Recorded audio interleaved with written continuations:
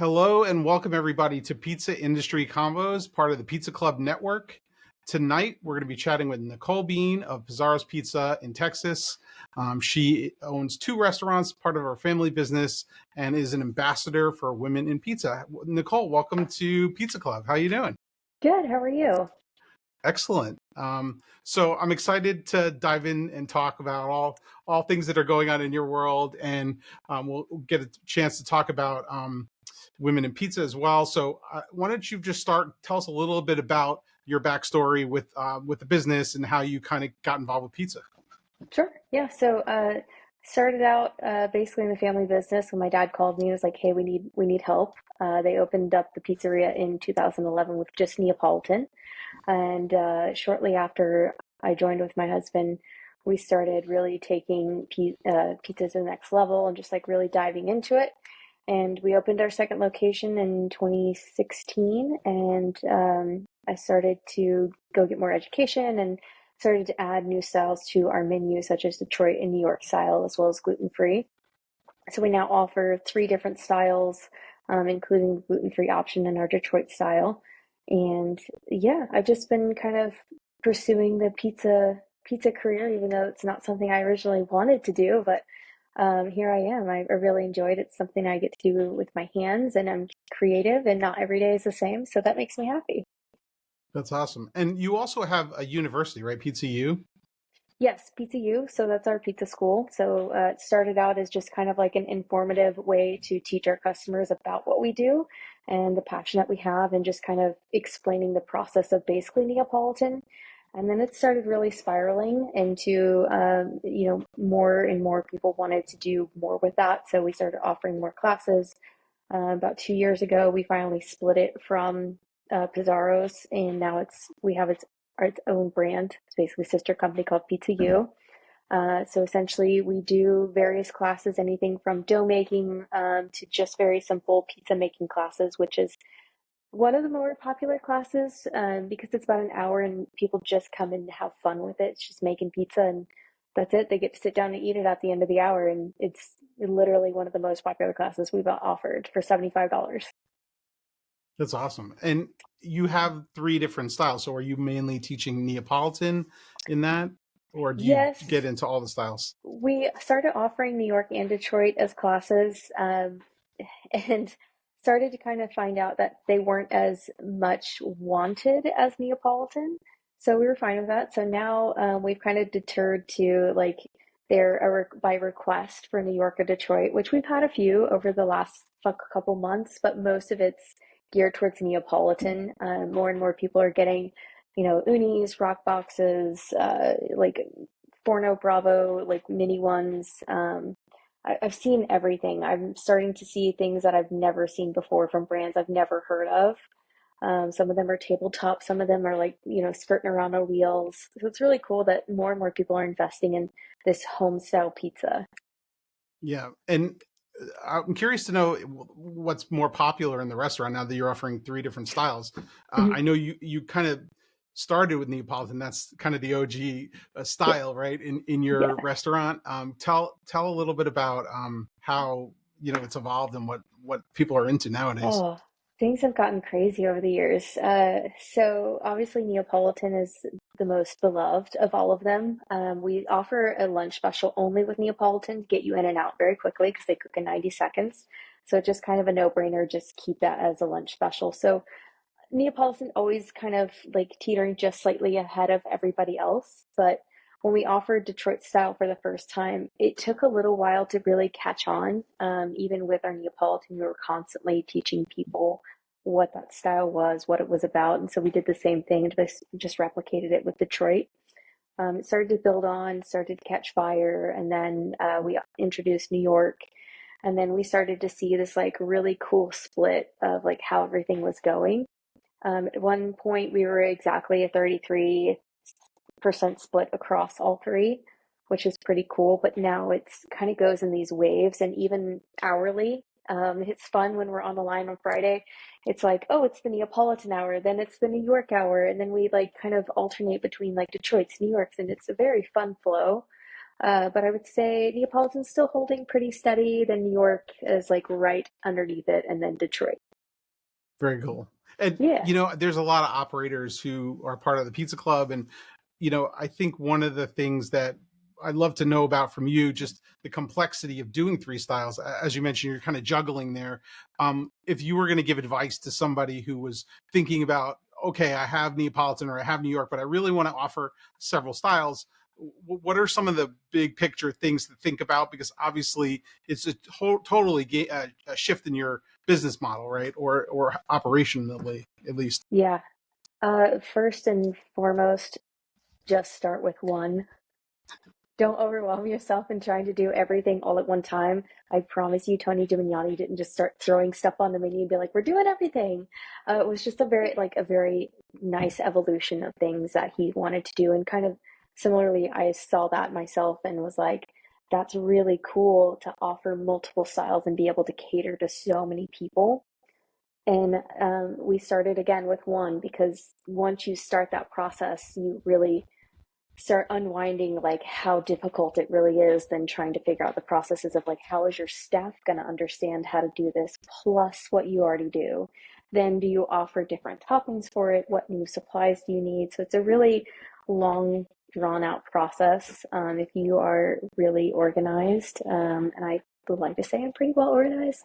We did basically like a calendar of how everything was going to fall, by the month, by the week, by the day until we got to like launch day. Interesting. So I guess I'm curious to know, do you use different dough formulations for all the different pizzas? Because they are sort of, they're each is very different in many ways, but Yes. I know okay, you do. So Yeah. talk a little bit about how you're doing the dough process from the beginning, because you're basically creating three different kinds of dough every day then, Yeah. or? Three different doughs every single day. We were able to keep one single flour for both Neapolitan and Detroit. So we're utilizing our Caputo 00 for our Detroit, which seems really crazy to do. But we figured out how it would render, and it's just rendering a much lighter pizza. Because we were going from such a thin style pizza, we didn't want to overwhelm people with kind of a heavier, high gluten dough. So we decided let's cut some corners here, cut cost. We can render kind of a different pizza out of the same flour, just with a different process and the formula. And it worked out really, really well. So we were pretty happy that we could offer um, a very light Detroit style pizza, and people would end up eating more of it than they anticipated, even though it's pretty thick. Yeah. I think it's really smart that you're figuring out shortcuts and ways to use the products that you're already buying and sort of double up. Obviously, you can't be exact, but in that case, but it's okay because it improves your workflow. Has that paid off for you doing that method? It has. I mean, the great thing is we don't have a lot of space, so being able to just have two flours, one for New York, one for New York, and then one for Neapolitan, Detroit. It really saves us space on where we're going to put bags of flour. Because when we start ordering the flour, we have to get crazy with the Caputo because we never know like what's going to happen with that. And specifically during the pandemic, we kind of like had that small scare of, are we going to get some like the shipment from Italy? Because if we're not, then we're kind of screwed. So it's a constant like keep your main things here, flour and tomatoes and cheese. That's the basis. If we don't have it, we basically have nothing. Yeah, I mean that's pretty much it. Without that, you don't have Yeah, the key ingredients. Um, I want to talk a little bit. I want to shift gears for a minute about sort of what you've been up to, and I know you doing some traveling this year to visit some pizzerias. Tell me a little bit about that and what are you up to this year with sure. your Yeah. travels? This year is kind of crazy. We're following up on last year, which was also crazy. We managed to visit every single continent last year, which is very wild to say that we've done that, but very cool because it's been a lifelong dream of mine. This year, we've decided to fulfill the other lifelong dream of mine is visiting all 50 states. So we are really running and gunning, and along the way, we're kind of eating pizza everywhere that we can. We ate pizza everywhere we could abroad, and now we're kind of doing that same thing in the US as well. So it's a part of our life, and it's one of those things that as we continue to travel, we continue to like find new things that really spark our interest and really, you know, in in a way just kind of spark that creativity of, what else can we do? How far can we push this in a flavor profile that people may not think about trying? We went to a barbecue festival last year in November, and there's a gentleman from Egypt who is doing barbecue in Austin. And we had just recently gone to Egypt, so I was like, oh, we got to try this guy's place. I want to know what he's doing. I didn't know that I needed to have pomegranate in my barbecue. Like, that was just something that was not ever in my repertoire of things in barbecue, being a native Houstonian and being a native Texan. Like, you don't put you don't put fruit in your barbecue. You don't put feta cheese on it. You absolutely don't include like cilantro or like microgreens. Like, that's just very unheard of. But it was just something so unique that I just couldn't help myself but have like multiple little tiny portions of it. I was like, I need this. Like, he had saffron rice with it. It was just something so wild that just really blew my mind. But it's those things that like really stick with you. You'll never forget that. And I think that's what I want to bring to pizza is that uniqueness. And I find that I'm very crazy because I really enjoy like a sweet savory palette on pizza. And I'm really hoping to change people's mind about what really belongs on pizza and what doesn't, because for me, anything goes. Yeah, and it's funny that barbecue is sort of anti fruit on in barbecue, or it's not typical, right? And pizza, it's sort of controversial too, right? So Yeah. that's kind of a funny overlap there. Yeah, like you would expect to have pomegranate on pizza, right? Like that's not like so far off the beaten Yeah, path that you're like, whoa. But with barbecue, you're like, wait, hold on. Why is this happening and why is this so good? nice. I love it. Yeah, and sometimes there's sweetness in the sauce and too, so I think it kind of Yeah. makes sense. Um, so you've been traveling around and you're learning about different pizza styles, right? I mean, that's part of it. And talk a little bit about that sort of exploration. And I think it's great that you're getting exposure to all these different states and like different ways of doing business too. So talk a little bit first about the pizza styles that you're coming across in your journeys, I because there are mean, many. we've had many. We've kind of tried almost everything. We were recently just in Rhode Island, and I didn't get the chance to try it, but my friend Stephanie did, and she was like, "I heard that Rhode Island has its own style of pizza," and I was like, "Oh, please tell me more. I've never heard about this." And she was like, "Down the street, there's this little place that says that they have like Rhode Island style pizza." So she went to try it, and she showed me this photo. It looks like it's almost like a flatbread, but like in a kind of oblong shape, as if someone had made a calzone and just like smushed the crap out of it, but nothing is inside. And they just top it with toppings and they like cut it in these little kind of strips. And it's just a very unique way to like offer pizza. We also went down to Newport in Rhode Island and had this really amazing pizza called a Rhode Island party pie, which was a round pizza. Apparently, it can be made in any shape, but it's just like this really deeply reduced tomato sauce with garlic, olive oil, and a little bit of oregano, and that's the basis of it. But they offered it with burrata, which really just sent it over the edge for me. And I was like, I've never heard of this. It's super delicious. I will make this again, or I'll try this again. I've got to come back to this place. New pizzeria just opened up last year, so it was really cool to chat with one of the owners who's also it's a woman-owned business. She's got two other business partners. They do have a fine dining restaurant down the street, and this was kind of their second venture to try something new. Uh, Funny conversation is that she's like, we thought we were going to do something easy by coming into pizza, and I was like, a lot of people anticipate that pizza is going to be easy, and then they realize like it's just as hard as anything else. I mean, it seems like an appetizing business to be in, but it is a lot of work. And I know you do spend a lot of time, but also you figured out ways to streamline your process. So I know you're going to be speaking about this a little bit in Pizza Expo, which we're recording this actually right before Pizza Expo. So Mhm. talk a little bit about your talk and what kind of topic you're going to be covering there. Sure. I won't get all of the eggs away, but we are going to be discussing kind of how to get out of your business, but still build your business and have a better business. It's something my husband and I have been working on for, gosh, like the last 2.5, 3 years. Really just getting myself and my brother out of the day-to-day business. As far as like ownership roles, just really pulling us out so that we can stop micromanaging the business and really see kind of the broader picture of, how can we operate better?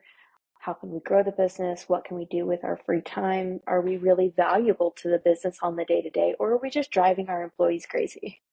Which most of the time we're just driving our employees crazy, um, because we're so close to it. It's our little brainchild. We both spent so much time like building this menu and the processes and just really like making sure that each pizza is beautiful, that reaches the customer and the customer thinks the same thing.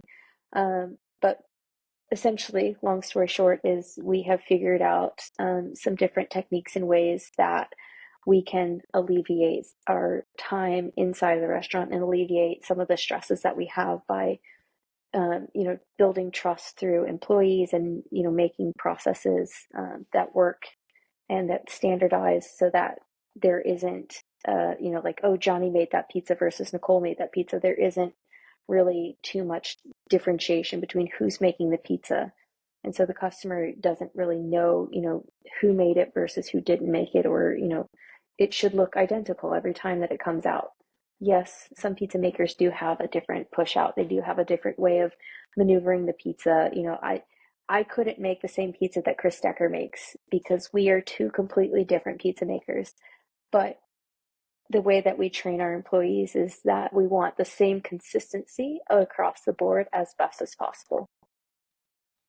Makes a lot of sense. And I think, having a system that keeps everybody in check with what it is that you're making, and it's you try to standardize it across the board. I think that's really key for businesses, especially that want to grow from one location to many locations. I think a lot of times business owners get stuck in the business, right? And I think a lot of times they want to get out of it. And you're able to travel, right? You're traveling across the country. So I mean, what is your thoughts on getting out of the business to grow? Because I feel like that is getting out of your own way.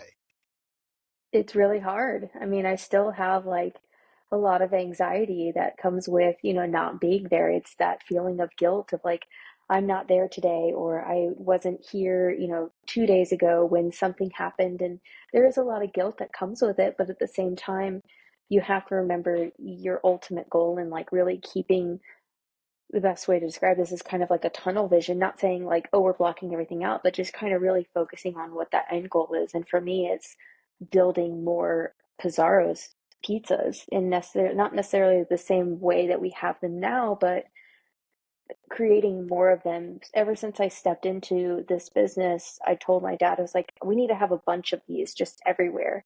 And to this day, and it's been 13 years now, I still feel the same way.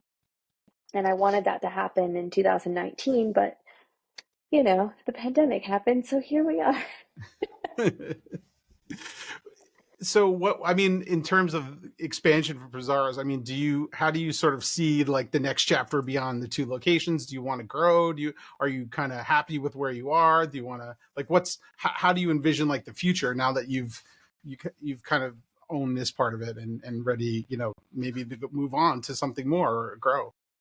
Definitely. I am never happy with it. I feel like there's always more. There's always more to learn. There's always more to, give, and there's always more to be had or to give out or whatever you want to call it. But I always like to stay in that really like uncomfortable, slightly comfortable spot where it's just like if we just tweak this slightly, it could go all wrong, or like it could go all right. For me, it's really streamlining down to what the bases are. As we've added Detroit and New York to the menu, we've noticed that more people on the week, especially the weekends, tend to gravitate towards New York. One, it's bigger, but two, it's more common. I think it's just like the way that Americans were brought up is like New York style pizza is pizza, and everything outside of that is kind of like not pizza, but pizza. Does that make sense? So they're looking for, takeaway items, crispier pizza, something that can hold more toppings. And this has been going on forever. It's not something that is new to us, but it is something that we feel like if that's what we are wanting to kind of focus on, that means we are going to lose Neapolitan. However, that means that we don't have to train someone how to cook on the Neapolitan oven, which is very challenging.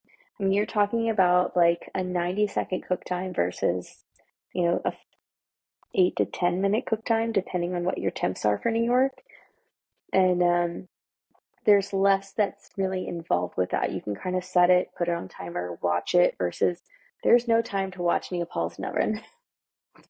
You can't step away. There's not much you can do. And also, there's also the complaint of like it's soggy, or they don't understand why you can't put many toppings on it.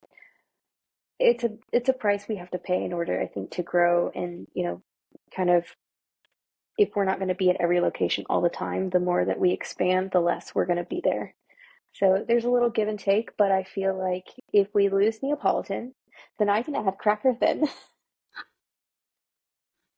which is something I've been wanting to do for a long time, is add cracker thin to our menu. But I keep getting like a lot of pushback from my managers, and my brother and my husband are like, we can't keep doing this to the employees. And I was like, yeah, I know, but it would make the menu like that much better. I guess if you have the systems and the training in place, you could do it. But I guess it's another step, and I guess I guess you'll see if that's going to Yeah, fly. I feel like if we are able to get this next concept going, we can really see how well Cracker Thin's doing in the long scheme of things. We could Right. potentially add it, and then the companies would all be identical outside of having Neapolitan. Right. And I guess testing is probably part of that, right? Like seeing, sort of gauging the customer feedback, I would imagine, to get them sort of on board with what you're doing, right? Yes, we've been kind of testing the Cracker Thin for many years now. We started our very first pop up in 2020, right before the pandemic, literally the week before. And I was so excited. I created this menu for it. We've been working for weeks. I brought in this beautiful flour for it. And we got about 2 weeks in, and then everything just shut down. So I was like, all right, well, we're just gonna have to bring this back another time. So we did that. We did another pop up. We tested it. It went very well. So for the last 3 years, we've done Cracker Thin pop ups, and almost every single year, people will send us an email or mention to us, when is the Cracker Thin coming back? When are we going to get that again? Is that going to be on the menu soon? Like when can we get that again? So I've been really like gauging over the last couple of years, really what the interest is. And then finally last year when we did our pop-up, we had our very first Cracker Thin pizzeria open in town. So it was like, wonder how this is going to go for them. We're really going to see how well this lasts for them, because I can keep doing pop-ups every year. I'm totally fine with that. It makes the staff happy because they're like, okay, great, it's only for this amount of time. Well, it's interesting because you can let this restaurant sort of test the market for you. So I guess you'll learn a lot from Exactly. that. It's been a lot of fun, and it's been really interesting. Really trying to streamline that process because we are doing a par bake on the Cracker Thins. So kind of watching like how the employees are working with the dough. Sometimes, some of them have too much pressure on the rollout. This is the only pizza we've ever used a rolling pin with, so it's very different and it's a completely different process. And um, getting them to understand, like, you have to be firm but delicate with the rolling pin, because if you roll too hard and, right versus left side, you're going to get a really thin spot and that section's going to be like super burnt. So it's been interesting to kind of test this out a couple different times. I love it. Well, you have to keep us posted and let us know when it's on the menu so we can come visit. Definitely. Probably Uh, sometime later this year. awesome. Um, so you heard it here first. So Yeah. let's switch gears a bit and talk a little bit about your involvement with Women in Pizza. I know you're an ambassador, one of the original, I guess, ambassadors for Women in Pizza. Tell us, for those who aren't like familiar with it, maybe just tell a little bit about what the organization is about. And I'm just curious I want to talk a little bit about what's been going on lately with the group. Perfect. Okay. So the organization started with Orlando Foods and Caputo. Um, Alexandra Mortati, who's Fred's daughter, started it, just to kind of bring awareness to women in the industry. And it started out as just kind of like a group of women like myself. There were about five of us who started it. And we were just kind of, you know, grabbing as many women as we could. Hey, if you work in the pizzeria, we want you to be a part of it, whether you're making pizza, you're cashier, you're front of house, whatever it is in the industry that you're doing, we want you to be a part of it, because we want people to know and understand that there are women in this industry. It's not just, a sausage fest. There are women here that, you know what I mean? So it started out as like very small like that. Now it's kind of grown into this very big organization where we're constantly finding more and more women out there. And every time that I go to pizzeria and I see a woman, I typically will tell them about women in pizza. I did that in Florida and I did that in Rhode Island already this year. So just kind of really bringing awareness to, like, hey, you're not the only woman in this industry. You're not the only one doing all the things that you're doing. Like, there's plenty of us. It's a community. We want you to know that you are heard, you're seen, and we're all here to do this together. That's great, and I think it's important. It's an important group, and I love that you're out there, sort of advocating to bring everyone together. So that's really cool. Is there any like specific projects or things that are happening right now? Or are you working on that for that, or is it just sort of an ongoing, effort for you? It's an ongoing thing. I don't think that it will ever stop. I think it's been really interesting the way that it's kind of come about very slowly, and it's progressively getting larger. Like I said, we started out with like five of us as ambassadors, and now we're, getting up to about like 15, 20 ambassadors, but the Wow, group is fairly large, and it's pretty cool. So on the website, you can go to womeninpizza.com and log in, and you can kind of see how many women are across the US, but also across the globe, and just kind of see how much that community is really growing. It's really interesting to see like how big this has gotten. And if you're familiar with Stephanie Swain, she's kind of leading the conversations almost weekly with different women who are doing various things inside the business, and just bringing their their touch to whatever it is that they're doing inside the business. And it's pretty cool to see different variations of the way that, women handle different things differently. um, I've watched so many people do so many different things across just the US alone. um, like Sarah McKinnick is basically forging almost everything for her menu, which is crazy to me. I mean, she's in such a beautiful area. She can go and grab mushrooms basically from, the forest and put it on a pizza in this most magnificent way that you've ever seen. And then you've got Anna Mercurio, or Anna Crusett from Mercurio, who is also a fabulous gelato maker, by the way. If you want to see her light up like a light bulb, ask her about gelato. I mean, it's absolutely crazy. She's a phenomenal pizza maker, but she has a huge passion for gelato, and she mixes those things super amazingly. Last year, she did a tomato flavored gelato, and I wished so bad that I could crawl through the screen to try it because it looked amazing. I had talked to her about this, and it sounded really great. And actually, she was just a guest on Pizza Roundtable on Pizza Club, so I'll actually link that below. But yeah, Awesome. she's very much like she's deep in the gelato world for She sure. she loves it. She is just like such a fierce woman. It's so crazy, and she's got three daughters, and I mean, I feel bad for her, but I also like I'm so happy for her because her daughters are just like really giving her hell. And I'm like, you know that that's in a good way because you are their mom. So you get to take all the credit for all of their sass and everything that they're going to grow up to be. I love it. Yeah. She's great. Um, and I guess to talk a little bit about competitions. We didn't get to Mhm. talk about that at all. So maybe tell me a little, because you've competed a lot for in the Neapolitan world. So tell me what's going on. Are you planning on any competitions coming up? What's and tell us also a little bit about some of the things you've done too, if for those who Oh, don't know. okay. Oh, we got to go way far back. I've always been doing really weird things, kind of since the beginning. I was kind of pushed in a very gentle but firm way from Laura Meyer to jump into competitions. She's been competing forever, and it was like one year I was I was like talking to her and having a conversation with her, and she finally just like looked at me. She was like, "When are you going to start competing?" I was like, "I don't know. Why?" She's like, "Well, how long are you going to sit and watch your brother compete, and you're just going to not?" And I was like, "I don't know. It's a good question. I never thought about competing, making pizza making, but sure, why not?" So the next year in Atlantic City, I did for the first time, and I did a Detroit style pizza with green apples and prosciutto with the balsamic and goat cheese.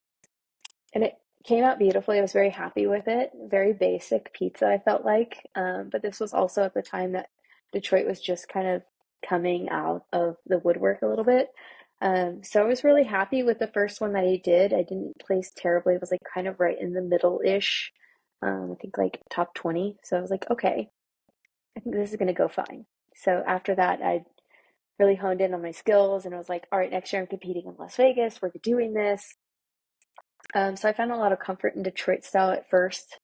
I was too scared to do Neapolitan. It's just like nerve-wracking to cook a pizza in 90 seconds in front of multiple people who are just like watching your every last move. Eventually I got there and I have done many things, right? So I've gotten, as close to fifth place, and also I've placed completely dead last. And it was a very humbling experience. And every time that you compete, it's just something that's just like you learn, you move on, you have to figure out how you're going to overcome that challenge again because you're not in your pizzeria.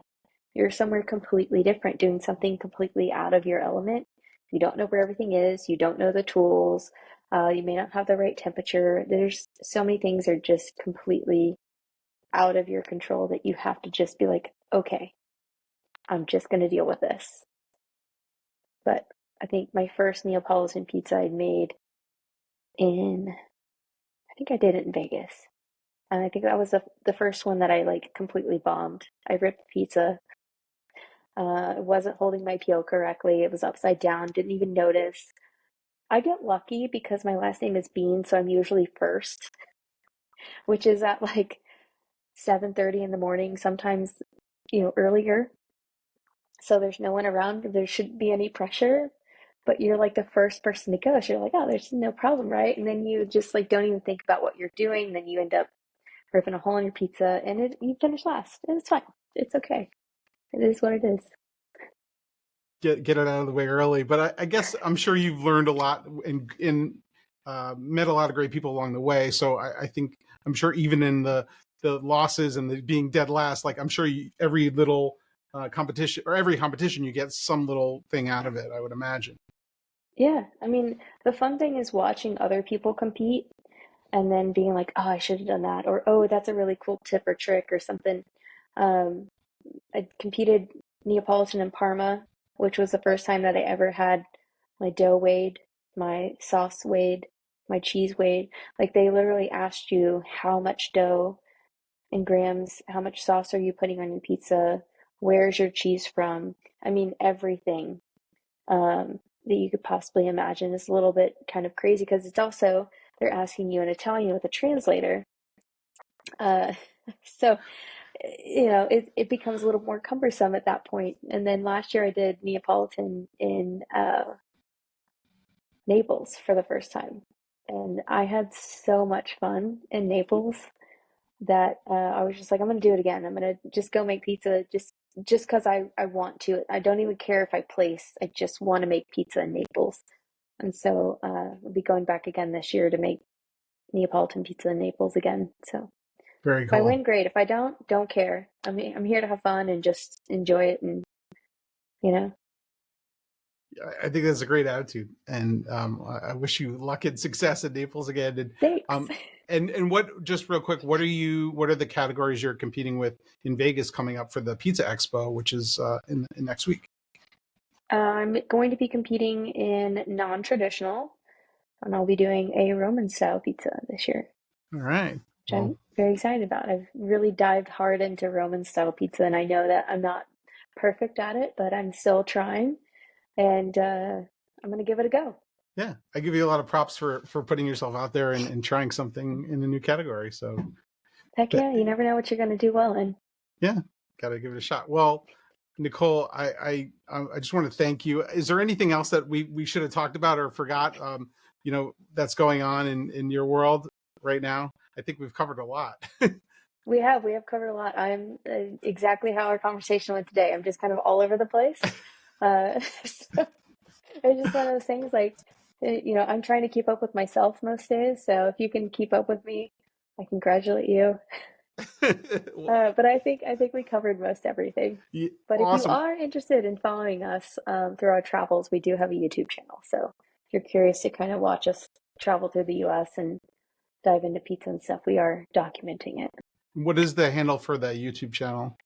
It is Brad and Nicole Bean all together. Cool. Well, we can link that below as well. And Awesome.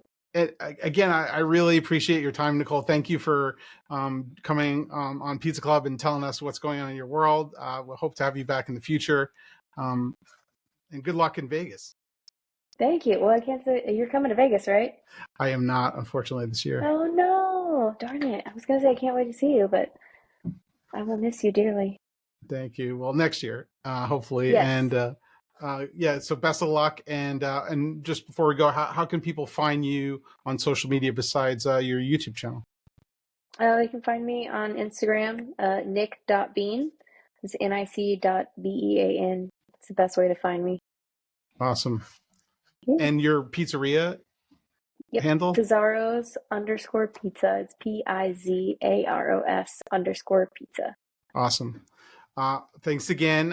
And before we go, just want to say, make sure you like and subscribe for this video. And you can follow us on Instagram, Pizza Club. That's I Need Pizza Club on Instagram and all the other social channels. This has been Pizza Industry Convos. We'll see you again for the next episode soon. Take care. Bye. Bye.